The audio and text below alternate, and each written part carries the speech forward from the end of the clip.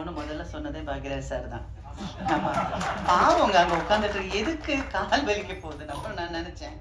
சரி, அப்போ அவங்க சொன்னாங்க அந்த கேரக்டர் மேலே இருக்கிற அந்த ஆர்வத்தில் உட்காந்துட்டு இருக்காங்கன்னு. கால் வலிச்ச போகுதுப்பா.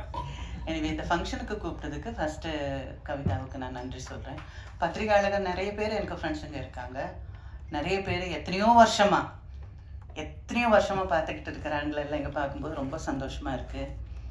கொஞ்சம் ஃபீல் பண்ண வைக்கிற அளவுக்கு எழுதுகிறவங்க இருந்தாலும் எனக்கு பிடிச்ச நிறைய பேர் இங்கே இருக்கிறாங்க. அதில் ஒருத்தங்க கவிதா.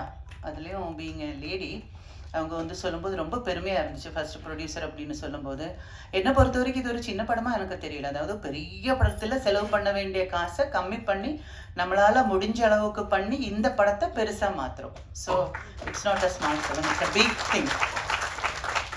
ஒரு தேவை சொன்ன மாதிரி இந்த மாதிரி நிறைய படங்கள் அவங்க பண்ணணும்.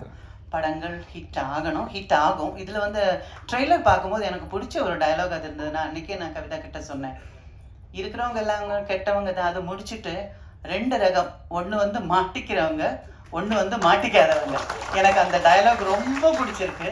அதுவும் இல்லாமல் இதில் பண்ணியிருக்கிற ஒவ்வொரு கேரக்டர்ஸும் அதுக்காக அவங்க செலக்ட் பண்ணியிருக்கிற ஃபேஸஸ் பொருத்தமாக இருந்த மாதிரி நான் ஃபீல் பண்ணேன். அதில் நடிச்சிருக்கிற எல்லாருக்கும் என்னோட வாழ்த்துக்கள். இந்த படம் பெரிய வெற்றி ஆகணும். அதுவும் இல்லாமல் வெற்றிகரமான ஒரு வழிக்கு கொண்டு போக வேண்டியது உங்கள் நண்பர்கள், பத்திரிகையாளர்கள் கொண்டு போகணும். அது நம்ம டியூட்டி மாதிரி நம்ம நினச்சிட்டு இந்த ஃபங்க்ஷனுக்கு என்னை கூப்பிட்டதுக்கு மறுபடியும் நன்றி சொல்லிக்கிட்டு 100ஆவது நாள் ஃபங்க்ஷனுக்கு மறுபடியும் பார்ப்போம்.